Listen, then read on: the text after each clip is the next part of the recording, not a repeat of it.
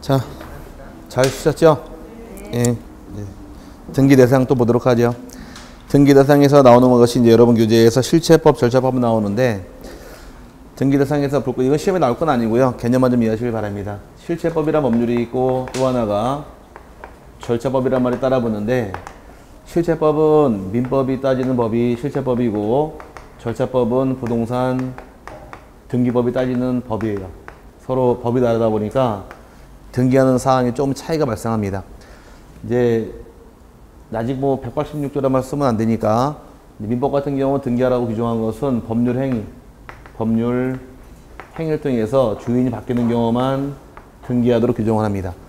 등기를 안 하게 되면 주인이 바뀌지 않는 사항만 등기하도록 규정한 것이 민법이에요. 그래서 민법에서는 법률행위는 등기에 효과가 있다고 규정하다 보니까 이제 법률행위만 등기하도록 규정한 반면에, 등기법의 경우는 법률행위도 등기를 해야 하고, 그 다음에 법률 규정도 등기를 해야 하고, 심지어는 표제부 등기라는 등기도 등기하도록 규정을 합니다. 아직 표제부란 말 아직 안 배웠죠? 등기부는 표제부가 있고 갑부가 있고 을구 세 개로 구성하게 되어 있어요. 표제부, 갑부, 을구란 말이 나오는데, 어떤 집인가 알고 싶은 것이 표제부예요. 아까 쉽게 얘기해서 토지 등기할 때 등기하는 사항 4가지 외우시라고 했습니다. 토지 등기하는 사항이 도시락 반찬은 소재, 지번, 지목, 면적 기억나세요? 요 소재, 지번, 지목, 면적을 등기하는 것이 표제부입니다. 표제부. 표제부에 등기하게 되어 있고, 누가 주인인가 궁금하더라. 어딜 열어보느냐? 갑구를 열어보는 것이에요. 어디라고요? 갑구, 갑을 변경할 때. 근데 저당권, 돈 빌려온 게 궁금하더라. 이때는 을구를 열어보게 되면 어떤 권리가 있는가 확인이 가능하게 됩니다.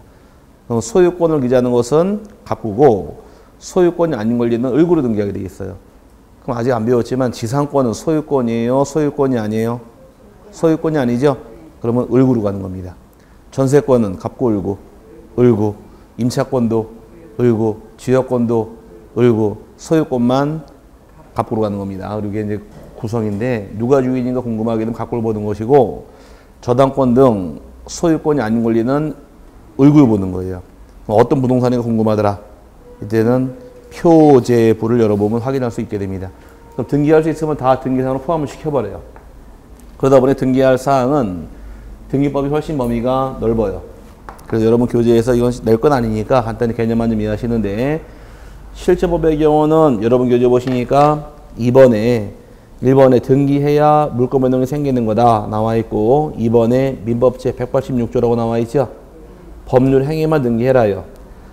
하지만 오른쪽 번의 절차법의 경우는 실체법상 등기사항을 포함시킬 것이며, 187조 법률 규정도 등기해야 되고, 부동산 표시의 등기, 다른 말로 표제부 등기도 등기하도록 규정을 하게 됩니다.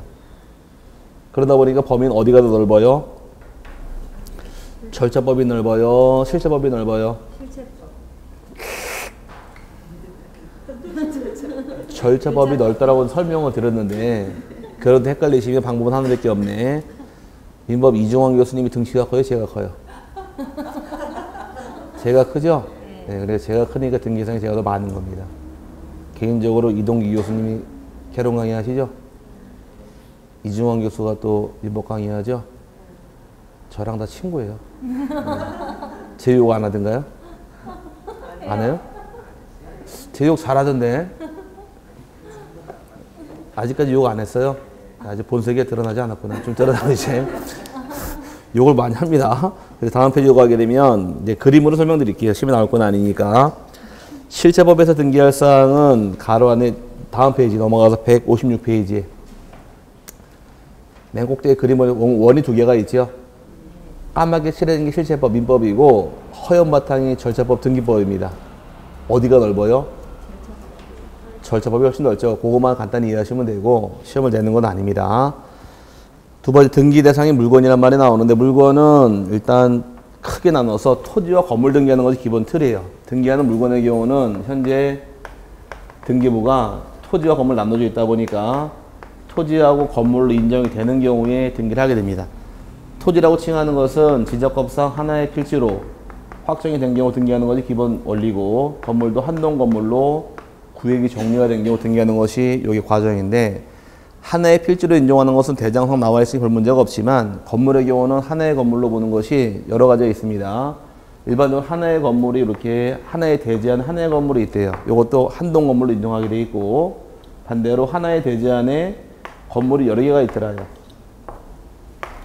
주된 건물도 있고 부속 건물이 있는 경우 이런 건물 본 적 있어요? 하나의 대지 안에 건물이 많이 있는 거? 대표적인 건물이 한옥집. 한옥집은 안채가 있고 사랑채 있고 별채가 있고 많이 있잖아요. 다 떨어져 있죠? 그럼 하나의 대지 안에 건물이 여러 개가 있다 할지라도 법적으로는 하나의 건물이에요. 그래서 울타리는 하나에 있기 때문에 이거 다 한동 건물로 인정하는 것이고 반대로 이렇게 하나의 건물이 있고 아파트 같은 경우는 각 층마다 다 나눠져 있네요. 이때 한 칸을 한 동으로 보는 겁니다. 이런 건물을 뭐라고 부르냐? 이런 건물을 구분 건물이라고 불러요. 뭐라고요? 구분 건물, 하나의 건물을 나눈 경우에 구분이란 말 씁니다. 구분 건물이란 말 쓰는데 아파트나 다세대, 연립 같은 경우가 대표적인 구분 건물로 인정이 되어서 외관상 100일 동안 하나의 건물이 있지만 세대별로 등기부를 따로따로 갖고 있기 때문에 한동 건물을 인정하는 것이 여기 차이점이 생기는 겁니다. 이게 기본 취지인데 문제는 토지와 건물을 어디까지 볼 것이냐 해서 박스가 나옵니다. 첫 번째 등기할 수 있는 물건부터 설명드릴게요. 등기할 수 있는 물건 위주로 설명드릴게요. 하천법이 적용되지 않은 하천 등기할 수 있도록 2008년도부터 법이 개정이 됩니다. 옛날엔 하천 등기할 수 없다라고 규정되어 있다가 2008년도에 하천법을 개정하면서 등기할 수 있도록 길을 터놨어요. 하천으로 등기할 수는 있는데 나중에 1월달 가시면 하천 등기 못하는 거 몇 개 있다가 배워요. 지금은 뭐 그거 아직 외울 건 아니니까 지금 개념만 하천도 등기할 수 있다 없다 있다. 두 번 도로법상 도로 등기할 수가 있는데 가로 열고 써놓으실 말이 사도 뭐라고요? 사도란 얘기는 개인이 설치한 도로. 그럼 국도가 있고 사도가 있을 거 아니에요. 국도 같은 경우는 등기할 필요는 없어요. 하지만 사도 내 땅인가요? 그 내 소유권을 알리기 위해서 등기할 수는 있게 됩니다. 사도도 도로법에 저촉을 받아요. 도로법상 도로지만 등기할 수 있고요. 유류주장 탱크하고 송유관 등기할 수가 있습니다. 다 등기 가능하며 그 다음에 구분 건물의 전유 부분이란 말이 나오는데 아파트는 전유 부분이 있고 공용 부분이 있어요. 뭐하고 뭐? 전유 부분, 공용 부분이 있는데 여기 아파트 있다고 가정을 하고 아파트 몇 층 이상이 돼야 돼요? 5층 이상부터 아파트입니다. 그럼 4층 몇 개는 하나 더 그래야지. 5층이 있다고 가정을 하고 그럼 여기 계단, 목도, 승강기가 있겠죠? 계단, 목도, 승강기. 오케이? 계단 없는 데 사세요? 계단 없으면 밧줄 매야 되니까 이 말이 안 되고 계단 반드시 있어야 할 것이고 관리실도 있을 수 있겠네요. 있을 경우에 여기 내가 사는 집이 501호일 경우 501호를 내가 쓰는 부분을 얘를 전유 부분이라고 불러요. 전유 부분. 그럼 계단이나 복도 승강기나 관리실 같은 경우는 혼자 사용을 하나요? 공동이 사용하나요? 공동이 사용한 거 요거를 공용 부분이라고 부릅니다. 그럼 아파트는 건물이 크게 두 개가 있는 거예요. 나 혼자 사용하는 전유 부분이란 부분이 있고 공동이 사용하는 공용 부분이 있는데 이 전유 부분은 당연히 등기할 수가 있습니다. 당연히 등기하는 것은 뭐 문제될 거 없는 반면에 공용 부분의 경우는 이 계단, 목도, 승강기를 다른 말로 구조상 공용 부분이라고 부르고 그 다음에 관리실 같은 경우를 규약상 공용이라고 불러요. 나눌 때. 아파트가 존재하게 되면 구조적으로 계단이나 복도는 반드시 있어야 돼요. 그죠? 그래서 구조상 공용으로 부른 반면에 이 관리실 같은 경우 반드시 있을까? 반드시 없어도 될까? 아파트 같은 경우 대부분도 관리실이 있지만 연립이나 다세대 같은 경우는 관리실이 반드시 있는 건 아니기 때문에 공동주택으로 관리실이 반드시 있는 건 아니라는 얘기입니다. 하지만 입주민끼리 투자라고 해서 합의하에 설치한 이런 공용 부분을 규약상 공용이라고 불러요. 근데 두 가지 나눠지는데 그럼 구조상 공용 부분, 계단, 복도, 승강기 등기할 수 있을까? 이건 등기할 수 없습니다. 등기할 수 있다는 얘기는 소유권 인정해 주겠다는 얘기예요. 그러니까 만약에 계단 등기할 수 있다 그러면 전 집 안 사요. 계단만 살 거예요. 토익료 받아야지. 그러니까 말이 안 되기 때문에 계단은 등기할 수가 없습니다. 반대로 규약상 공용 부분은 건물이 따로 있나요? 관리실은? 예, 그럼 얘는 등기할 수가 있어요. 근데 차이점이 이 관리실은 누구 건가요? 입주민 전원 거죠?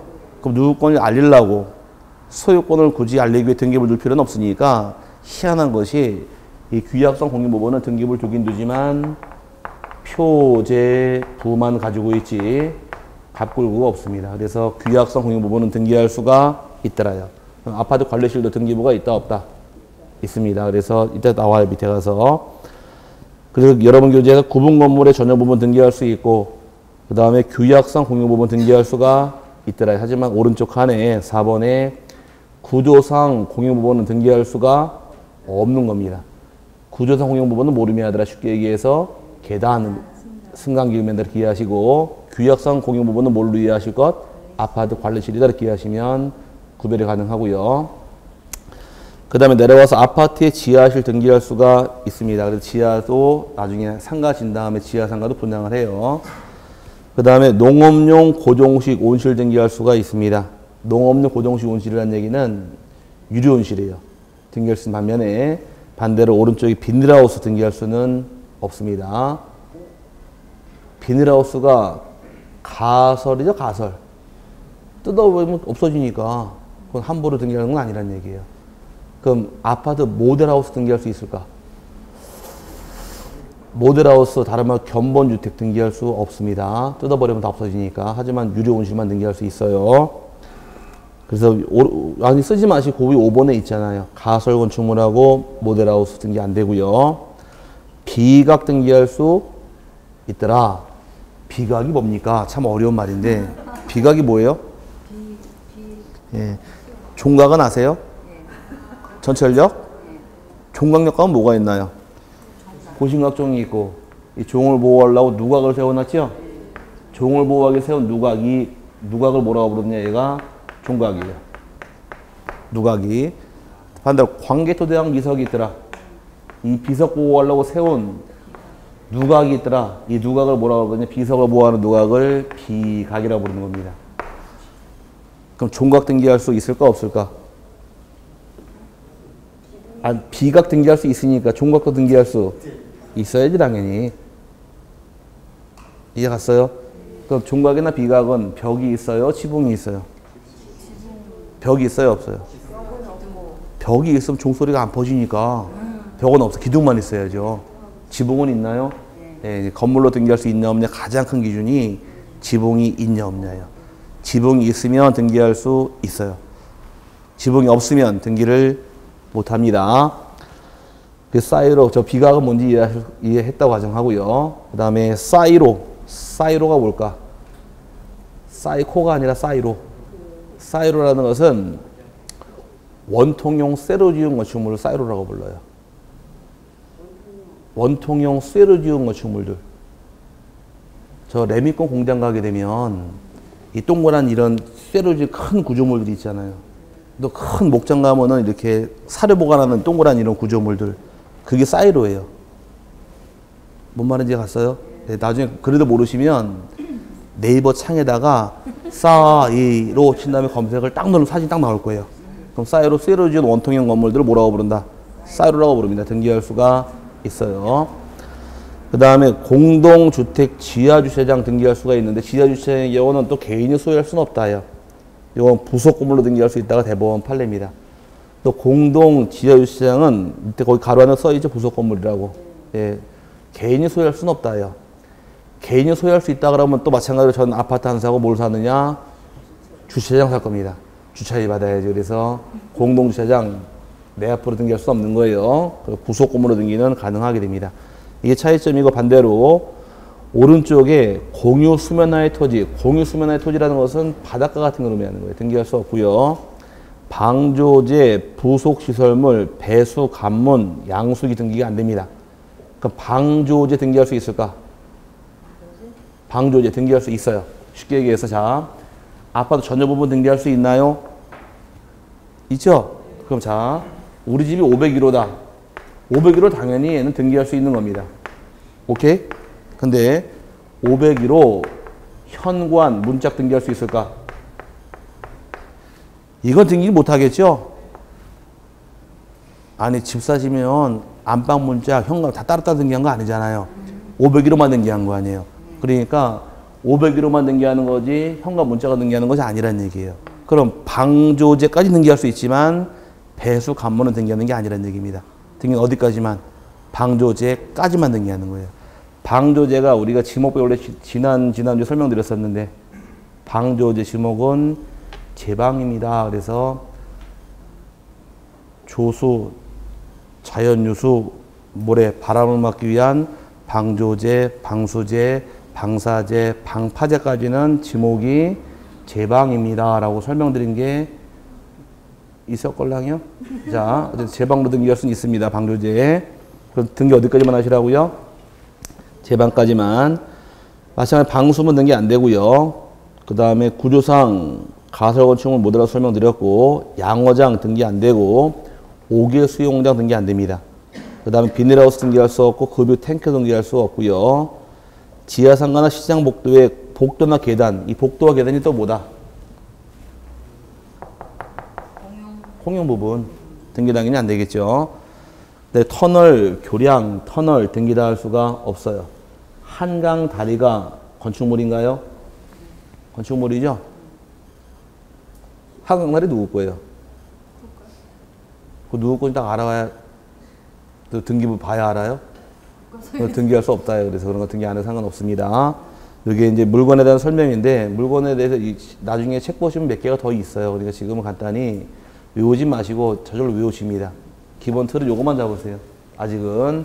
토지의 경우는 어떻게 해라? 하나의 필지로 확정이 된 경우 등기한다 잡아놓으시고, 건물의 경우도 한 동 건물 확정이 된 경우 등기하게 되어 있는데, 기본 취지는 우리가 지적을 배울 당시에는 장부의 작성 순서가 있다고 배웠습니다. 대장이 먼저, 등기가 먼저. 선대장 후 등기예요. 대장을 만들어 놔야지만 대장을 통해 등기부를 개설하게 돼 있어요.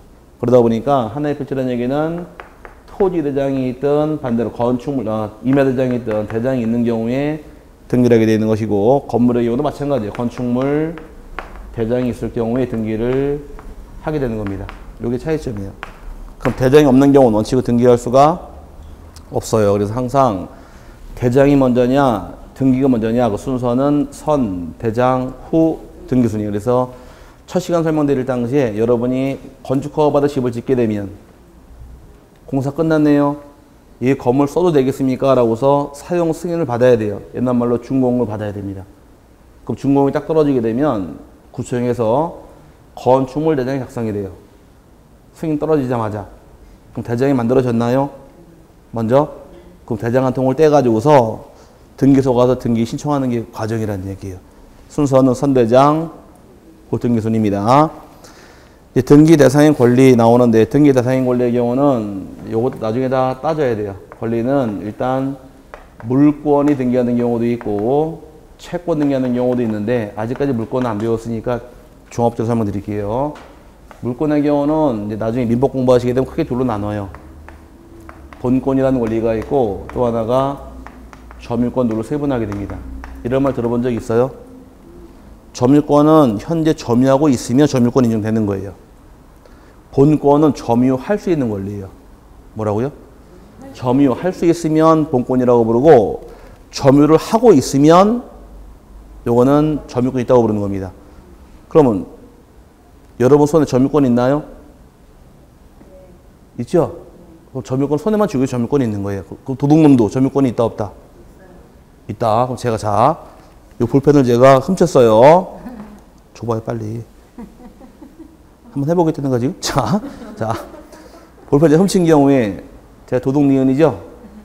놈이라고 그러지 마시고 기분 나쁘니까. 자, 도둑니은 있을 경우 저는 점유권은 있나요? 쥐고 점유권은 있어요. 하지만 제가 점유할 권리가 있어요? 이건 없잖아. 이게 점유권과 점유할 권리 차이점이라는 것이에요. 이해 갔어요? 그럼 여러분이 여러분 집을 저에게 전세 주게 되면 여러분이 소유권이 있죠. 그럼 여러분 집은 여러분 점유할 수 있지만 그 집을 제가 살고 있잖아요. 그럼 점유할 권리는 여러분에게 있고 저는 점유권이 제게 있는 거예요. 이런 차이점이 발생하기 때문에 점유할 수 있으면 뭐라고 부르고 본권이라고 부르고, 점유하고 있으면 점유권이 있다고 부르는 것이 차이점인데, 본권의 경우는 일단 나눠서 소유권이라는 권리가 있고 그 다음에 제한 물권으로 나눠지게 됩니다. 소유권하고 제한물권. 소유권은 좋은 권리, 나쁜 권리? 좋은 권리예요. 소유권이라는 권리는 사용하고 수익하고 처분할 수 있는 권리를 소유권 고릅니다. 그럼 여러분이 가지고 있는 여러분 집, 여러분이 사용할 수 있어요? 세 주고 수익 올릴 수 있어요? 팔아먹을 수 있어요? 여기 다 가능한 것이 완전한 권리 소유권이라고 부르고, 쓰지 마세요. 다 저절로 알게 되니까 쓸 필요 없어요. 제한물권이라는 것은 이 세 가지 기능, 사용, 수익 기능 중에서 어떤 하나를 못하기 때문에 제한당한다. 이걸 제한물권이라고 말 쓰는 거예요. 그럼 사용, 수익, 처분 중에서 사용하고 수익만 하는 거, 사용, 수익하는 것을 용익 물권이라고 불러요. 용익은 뭐의 줄임말? 사용, 수익만 하는 거. 그럼 사용, 수익하는 것은 지상권, 지역권, 전세권은 사용, 수익하는 권리가 됩니다. 그럼 내가 여러분이 저희 전세 들어온 경우에 전세권이 있으시네요. 그럼 제 집에 대해 사용하고 수익할 수는 있어요. 하지만 제 집 팔아먹을 수는 없잖아요. 뭐만 제한당한다? 처분권을 제한당하고 있죠? 뭐만 할 수 있는 거예요? 사용, 수익만 가능한 것을 용익 물권이라고 불러요. 오케이? 그 다음에 처분 가치를 담보할 때가 담보 물권인데, 말 그대로 돈 빌려주고 담보 잡는 겁니다. 세 가지가 있어요. 유치권이라는 권리가 있고, 질권이라는 권리가 있고, 저당권이라는 권리 있게 됩니다. 요 세 가지가 담보 물권이에요. 그 물권 종류가 총 8개가 주어지는데, 소유권, 그 다음에 지상권, 지역권, 전세권, 유치권, 질권, 저당권, 점유권까지가 물권 종류 8가지입니다. 몇 가지예요? 8가지. 이걸 다 털어 뭐라고 부르더라? 본권이라고 부르는 거예요. 오케이? 근데 물권의 종류는 소유권이 있고, 지상권, 지역권, 전세권, 유치권, 질권, 저당권, 또 하나, 점유권까지 8가지를 물권의 종류라고 보는 겁니다. 물권의 종류와 내용은 법률로만 정하게 되어 있고 임의로 창설할 수가 없게 되어 있어요. 임의로 물권을 우리끼리 합의해 만들 수 없다 보니까 이 안에 물권이 8가지 안에 채권이 있어요. 임차권 있어요? 없어. 임차권은 물권이 아니라 채권으로 빠져가는 거예요. 오케이? 나눠지는 겁니다. 환매권이 있다 없다? 없죠. 우리 나눠지는 것이 차이점인데, 등기할 권리의 경우는 소유권 당연히 등기할 수 있더라요. 등기할 권리고, 지상권으로 등기할 수 있게 됩니다. 지상권이라는 건 모르면 하느냐? 아직 안 배웠을 텐데, 남의 땅에서 지료, 땅 빌려주는 세 주고서 건물 짓고 사는 사람들. 제 땅인데 여러분이 집 짓고 살아요. 그럼 옛날에 관습적으로 1년에 한 번씩 수학기 때 겨울을 이렇게 지료 받고 땅 빌려주는 거. 여기 남의 땅에 집 짓고 사는 걸 뭐라고 부르느냐? 지상권이라고 부르는 겁니다. 등기 당연히 할 수 있고요. 지역권은 여러분 땅이 눈먼 땅 맹지예요. 뭐라고요? 맹지. 맹지란 말 알아요? 길이 없는 땅. 그럼 건물을 지으려면 도로에 접해야 돼, 2m 이상을. 근데 제 땅을 지나가야지만 집을 짓더라. 예를 들어 요만큼에 대해서 도로가 있고 여러분 땅이 A 땅, B 땅이 있을 때 여러분이 B예요. 눈 멀었죠? 도로에 접한 눈이 없잖아. 이런 땅을 뭐라고 불러요? 맹지라고 불러요. 맹지. 맹지가 있을 경우에 건축허가가 안 떨어지니까 저 여기 와서 하던 말이 있겠네요. 더도 들도 말고 길 좀 내달래요. 2m만. 건물 짓게. 그러면 지금 관습적으로 토지 사용 승낙서 요구해 주는 경우가 있는데, 법에서는 그게 아니라 요만큼 땅 빌려주게 되면 뭘 설정한다? 여기 바로 지역권이에요. 길 빌려 쓰는 거 이해 갔어요? 요걸 나중에 통행지역권이라고 불러요. 그렇게 이해하시면 될 것이고, 그 다음에 여기 논일 경우는 이게 하천이에요. 하천인데 이 돈은 물 바로 대면 되죠. 붙어 있으니까. 근데 이 논은 물을 일로 끌고 올 수 없잖아. 그럼 이 논에 요만큼만 조금 내줘. 또랑을. 그러면 길 내줄 수 있잖아요. 물길. 요거는 이제 인수지역권, 물 끌어온다. 그래서 그래, 남의 땅을 이용하는 걸 뭐라고 부른다? 지역권이라고 부릅니다. 그 다음에 전세금 지급하고서 남의 땅, 토지화금을 이용할 때가 전세권 등기할 수 있고요.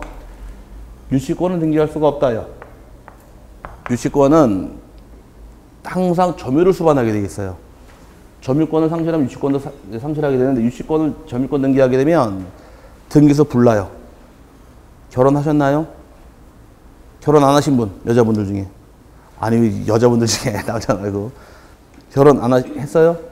했어요? 그럼 제일 젊은 사람부터 해. 시어머니 집에 오면 좋아요, 나빠요? 솔직히 나쁘죠? 자, 그러면 점유권 등기가 무슨 문제가 생기느냐? 집에 혼자 쉬고 계신데 갑자기 띵똥해서 가만히 보니까 어서만이 본 아줌마가 왔어. 누구예요? 시어머니. 반가워요, 안 반가워요? 안 반갑죠? 인사가 틀려. 친정엄마 오시면 뭐라 그래요? 엄마 추워, 빨리 들어와. 이게 인사고, 시어머니 오시면 아이고 날도 추운데 어떻게 여기까지 오셨냐 그래서 인사가 바뀌는데, 그러면 점유권 등기한다 그러면은 시어머니 오시기 전까지 이 집 누가 점유하고 있었어요? 며느리가 점유하고 있다가 시어머니 오시면 또 장 보러 갔다 와야겠네. 반찬 좀 해드려야 되니까. 그래서 소고기 한 건 사러 정례장 가는 순간에 집 점유권이 누구로 바뀌어요? 시어머니로 바뀌죠? 그럼 점유권 등기하라 그러면 고기 한 건 사러 갈 때 어디 갔다 와야 돼? 등기소 갔다 와야 돼요. 이해 갔어요? 네, 현실적인 권리는 등기하는 게 아니기 때문에 점유권, 유치권 등기 못하는 겁니다. 그 다음에 질권하고 저당권의 차이점이에요. 아까 채권자가 돈을 빌려줄 경우에 채권자 생각은 돈을 갚는다, 안 갚는다? 안 갚고 떼먹는다고 생각하고 빌려준다 그랬습니다. 그럼 뭘 요청할까? 담보 요청을 해요. 그래서 제가 돈을 빌리는데 앞에 계신 사장님이 저에게 담보를 제공하시는데 부동산이 없으니까 시계와 반지를 제공했어요. 동산, 동산이죠? 반대로 이쪽 분은 아파트를 담보 제공했습니다. 그럼 부동산 제공했네요. 동산 담보 잡는 게 질권이에요. 대표적인 예가 전당포. 아세요, 전당포? 요즘 전당포가 거의 있어요, 없어요, 많이? 몇 개 없죠? 근데 요즘에 전당포가 돈 많이 버는 거 하나 알려드릴까? 명품 전당포. 돈 많이 벌더라고요. 무조건 잡을 때 새 거, 하나도 안 뜯은 새 거일 경우에는 그 판매가의 반을 잡는데요. 반을 잡아서 1,000만 원짜리 빼기면 얼마에 잡는다? 500에 잡는데요. 잡아서 팔아먹을 때는 시가의 80%에 판다 그러더라고. 안 찾아가니까. 기간 지나도. 근데 포기각서 받은 다음에 나중에 그건 법적으로 무효인데 지가 나중에 합의를 봐요. 다 끝난 다음에 못 팔면은 거기에 대해서 돈 빌려주고 그만 이자 따지게 되면 결국은 그 나중에 안 찾아간다는 얘기죠. 그래서 심지어는 저 외제차 벤츠나 아우디나 BM 사고 싶으시면 저기 정성 가라 그러더라고요. 1,000만 원만 주면 원하는 차 얼마든지 준대요. 네, 근데 등록이 안 되는 대포차래요. 자, 그러니까 1,000만 원만 주면은 노름 때문에 맡기고 간 차 수두룩 하대. 그러니까 딱 1,000만 원만 주고 원하는 차 10분에 딱 갖다 놓은대요. 그러니까 외제, 예? 카지노. 예, 카지노. 궁금하세요? 예, 어쨌든 그게 차이점인데, 그 동산 맡기면 뭐다? 질권, 전당포고, 부동산 맡기면 저당권인데, 동산은 등기할 수 없으니까 등기 못하는 것이고, 질권만 등기하는 겁니다. 여기 저당권만 등기하는 거예요. 근데 문제는 하나가 있어요. 원칙은 질권 등기할 수 있더라, 없더라?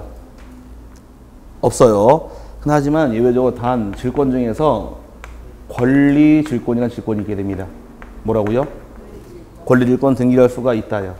이게 좀 어려운데 아직은. 자, 이 설명을 아직 이해할지 모르겠지만 부동산 소유권자 입장에서 돈이 필요하게 되면 자기 아파트 소유권을 담보 잡히고 돈 빌려올 수가 있어요. 오케이? 저당권에. 또 지상권자 입장에서 돈이 필요하면 저당권을 맡기 돈 빌려올 수가 있어요. 지역권 요거 길 쓰는 거니까 돈 빌릴 건 아니고 전세금을 담보 잡혀 돈 빌려올 수도 있습니다. 근데 저당권 설정할 권리는 세 가지 권리밖에 없어요. 저당권은 소유권하고 지상권하고 전세권만. 몇 가지만? 세 가지만 저당권을 설정하고 돈 빌려올 수 있다는 것이 예외 규정이에요. 그럼 반대로 그럼 저당권자가 자기 저당권을 담보 잡히고 저당권을 또 설정할 수, 이건 안 돼요. 저당권 설정할 권리 몇 가지 권리밖에 없더라? 세 가지. 빨리 외치세요. 소유권하고 지상권하고 전세권자만. 요 세 명만이 저당권에 담보 잡히고 돈 빌려올 수가 있어요. 이해 갔어요? 하지만 저당권자 입장에서는 자기 저당권을 또 담보 잡히고 저당권을 또 설정할 수는 없다요. 그러다 보니까 저당권자가 뭐라 그럴까? 50에 나만 한다 그러겠죠? 그러다 보니까 넌 안 되겠다. 너는 돈 빌리면은 저당권 설정할 수 없으니까 질권을 맡겨라 해요. 그럼 질권은 뭘 잡는 게 원칙이에요? 부동산, 동산?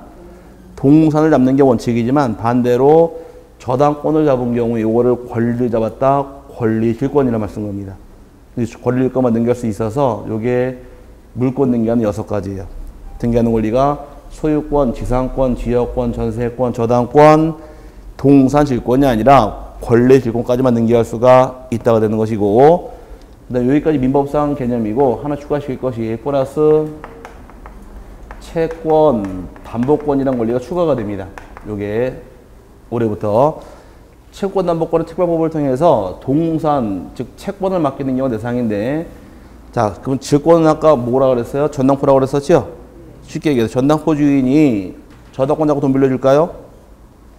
안 될 테니까 저당권 채권을 담보 잡히고 빌려올 때가 채권 담보권이라는 얘기입니다. 같이 보시면 돼요, 그냥. 같이 요걸 하나 추가시켜서 만들어 놨고요. 요게 물권입니다. 여기까지가. 채권의 경우는 임차권하고 또 하나가 환매권 등기할 수가 있다가 됩니다. 목적은 달라요. 임차권, 환매권 등기하는 이유는 물권하고 차이점이, 물권 등기하는 이유는 물권은 성립할 목적이에요. 어떤 목적? 성립할 목적이고, 채권은 대항할 목적입니다. 다음 주에 대항력 되게 많이 떠들어요. 대항력이란 말이 껴나오게 되면 빨리 떠오를 말, 뭐하고 뭐? 임차권하고 환매권만 떠오르면 됩니다. 그럼 지금 등기하는 권리 총 몇 가지가 있어요? 9가지. 첫 번째가 뭐가 있고? 소유권이 있고, 지상권이 있고, 지역권이 있고, 전세권이 있고, 저당권이 있고, 권리질권이 있고, 채권 담보권이 있고, 임차권이 있고, 환매권이 있더라. 이렇게 해서 9가지 권리를 등기할 수 있도록 규정하게 됩니다. 이게 2014년도에 신설된 권리예요. 우리 민법이 아니라 특별법에 의해서. 그러니까 이건 간단히 참고하시되, 여러분 책에는 이게 빠져 있죠. 밑에 보니까 물권은 크게 나눠서 본권이 있고 점유권이 있더라. 책에 도표상에서 찾으셨나요? 본권은 다시 소유권이 있고 제한물권이 있는데, 제한물권은 용익물권이랑 담보물권을 구별하더라. 이 등기할 수 있는 것은 소유권 등기할 수 있고, 지상권, 지역권, 전세권 등기할 수 있고, 그 다음에 저당권 등기할 수 있고, 질권 원칙은 등기할 수 없는 게 원칙이다. 어떤 권리만? 권리 질권만 등기할 수가 있으며, 유치권 등기 안 됩니다. 그 다음에 등기할 권리에서 밑에 따라 나와 있죠. 소유권, 지상권, 지역권, 전세권, 저당권, 권리질권 하나 더 쓸 게 있죠. 플러스 여기 빠져 있잖아요. 채권, 담보권 하나 빠져, 요거 하나 써놓으시고, 그 다음에 채권으로는 임차권과 환매권이 있더라. 하지만 오른쪽에 점유권, 질권, 유치권, 분묘기지권 이런 건 등기할 수가 없습니다. 아직 특수지역권 아직 안 배웠으니까. 질권을 담보로 채권 담보라. 저당권은 1억 빌려줬잖아요. 은행에서. 또 저당권 설정이 또 안 되잖아요. 그러니까 1억을 담보 잡히고 돈 또 빌려오는 거예요. 그 채권 1억을 빌려주고서 돈 담보 잡히고 돈 빌려오겠다는 얘기입니다. 뭐 말인지 안 갔어요? 자, 여러분이 1억을 빌려주셨어요. 그럼 채권이 얼마 있어요? 1억이죠? 그 채권을 담보 잡히고 돈 빌려오는 거예요. 다른 자에게. 그게 채권 담보권이라고 부르는 거예요. 결국은 같은 권리로 보시면 돼요. 권리질권이나 채권 담보권. 근데 권리질권 민법이 인정한 권리고, 채권 담보권은 특별법이 인정한 권리다 보니까 따로따로 나눠진 것 뿐인 거지, 같은 개념 보시면 될 겁니다. 쉽게 얘기해서 저당권자가 저당권도 설정할 수는 없어서 나오게 된 것이 채권 담보권하고 권리질권이 나왔다, 이렇게 하시면 되는 거예요. 다 뒤에 가면 따로 배울 테니 부담 갖지 않으셔도 되고요. 네, 오른쪽에 이제 박스 하나만 넣어본 다음에 오늘 수업 마치겠습니다. 이제 부동산 일부나 전부나 할 수 있는 게 중요한데, 중요한 것은 뭐가 중요하냐? 소유권 보전 이전이 중요한 게 아니라 오른쪽 용익물권하고 임차권, 저당권 이게 중요한 거예요. 끝부분에 두 칸만. 자, 이제 부동산 일부란 말이 나오는데, 여기 가려면 여기부터 보셔야 됩니다. 칠판에서 요거 싹 지워버리고 요거 하나만 보고서 수업 마칠게요. 자, 하나의 필지나 한동 건물을 등기하라고 아까 설명을 드렸는데, 그럼 하나의 필지에 대해서 일부, 한동 건물 일부, 즉 하나의 필지 중 일부는 한동 건물 일부다. 그럼 예를 들어 한 필지가 100평일 경우에 100평 토지 중에서 50평에 대해서, 그럼 전부의 일부예요. 일부죠. 우리 강의실이 100제곱미터의 면적이 있는데 이 중에 50제곱미터. 그럼 전부가 아니라 일부네요. 그럼 토지 일부나 1필지 건물 일부. 일부를 등기할 수 있느냐요.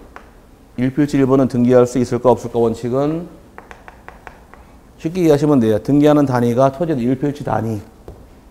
한동 건물 단위로 등기한다고 설명드렸으니까 1필지 1분 등기할 수가 없다, 이 원칙은. 원칙은 등기 안 받아줍니다. 1분 등기 못하게 돼 있어요. 이해 갔어요? 그러면 분할하면 되잖아요. 분할하면 전부일까 일부일까? 전부가 돼버리니까 일부 등기할 수 없는 겁니다. 예를 들어 우리 강의실이 1000평인데 1000평을 여러분에게 사시라고 제가 청약을 했어요. 근데 1000평이 너무 크니까 1000평이 너무 커서 안 되니까 반만 팔으시래요. 500평만 팔으시래요.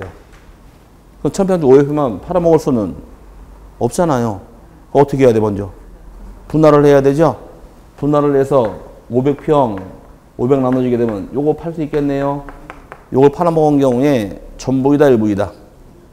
다시 이게 우리 사이에 전부 일부 하나 둘 셋 전부죠. 일부가 아니라. 왜? 분할을 하면은 필지가 2개가 됐으니까. 이해 갔어요? 분할하기 전까지는 하나의 필지였지만 분할을 해버리게 되면 필지가 2개가 돼버리니까 전부로 바뀌는 거지 일부가 아니란 얘기입니다. 그럼 1필지 1번 등기할 수가 일본 등기할 수 없다가 원칙이에요. 오케이? 못하는 게 원칙이지만 예외적으로 할 수 있는 게 있다 보니 이 문제가 되는 겁니다. 예외적으로 1필지 1부 등기할 수 있는 것은 1필지 1부는 한동 건물 일부, 즉 부동산 일부란 말이 나오게 되면 뭘로 이해하시면 쉬워지느냐? 아파트 방 한 칸. 아파트가 33평일 경우 방이 3개가 있고 욕실이 2개가 있고 거실이 있죠? 오케이? 그럼 그 중에 작은 방 한 칸을 가지고 어떤 거 할 수 있느냐고 물어보는 거예요. 작은 방 한 칸을 잠만 자는 자에게 세줄 수 있어요? 세줄 수 있죠? 방 한 칸에 대해서 사용수익하라고 용익 물권하고 임차권 등기할 수는 있더라요. 세는 얼마든지 가능해요. 이거는 가능한 반면에 반대로 저당권 등을 설정할 수가 없답니다. 그럼 내가 돈이 필요하게 되면 은행과 담보대출 받을 때 내 집이 3억짜리래요. 그럼 1억 대출 받을 당시 돈 1000만 원 받을 당시에 그 집을 다 잡지 방 한 칸만 잡는 건 아니니까. 오케이? 저당권은 성질이 저당물 전체에 미치기 때문에 전부는 저당권 설정이 가능한데 일부는 안 되는 거예요. 그럼 쉽게 얘기하면 되겠네요. 방 한 칸을 세줄 수 있어요? 예, 담보 제공할 수는 없단데. 자, 아직 끝난 거 아니에요. 요렇게 설명드리면 모르니까 자, 요거만 가능해요. 뭐만 가능하다고요? 용익 물권 임차권만 가능해요. 일부는. 그럼 여기서 나올 말이 그럼 1필지 일부 소유권 이전 등기할 수 있다 없다? 왜 안 될까? 요거만 가능하니까. 그럼 1필지 일부에 대해서 압류할 수 있을까? 1필지 일부에 압류? 그러지 마시고 요거만 가능하니까 압류 안 되는 거예요. 1필지 일부에 가압류할 수 없다. 1필지 일부에 처분금지가 처분할 수 없다. 1필지 일부에 가등기할 수 아무것도 안 된다요. 뭐만 할 수 있더라? 사용수익만 가능하도록 잡아놓으셔야 돼요. 오케이? 요거만 가능해요. 이렇게 잡아놔야지 한 달 내내 써먹어 이거를. 앞으로. 계속 나오는 말 1필지 일부에 압류할 수 있나요? 안 되죠? 1필지 일부에 지상권 설정할 수 있나요? 가능하다. 1필지 일부에 전세권 등기할 수 있나요? 가능하다. 1필지 일부에 임차권 등기할 수 있나요? 가능하다. 용익물권이 지상권, 지역권, 전세권이니까. 오케이? 요 세 가지하고 요게 용익물권이니까 요거랑 임차권만 가능하다요. 요거 외에는 일부에 안 돼요. 오케이? 요거 잡았나요 이제? 방 한 칸 세줄 수 있어요? 담보 제공할 수 없죠? 근데 반대로 공유지분. 공유지분은 정반대예요. 그럼 얘는 안 되고 얘는 다 돼요.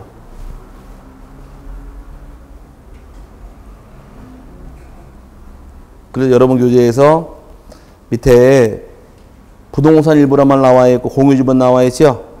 그게 중요한 거예요. 부동산 1번은 용익물권 임차권은 가능하되 저당권은 허용하지 않는다. 각이 펼쳐져 있나요? 하지만 공유지분은 용익물권은 안 되지만 저당권은 반대 입장이죠? 분명히 헷갈려 이거. 분명히 헷갈리니까 잘 따라오실 거. 나중에 한 10번은 들어요. 방 한 칸 세줄 수 있어요?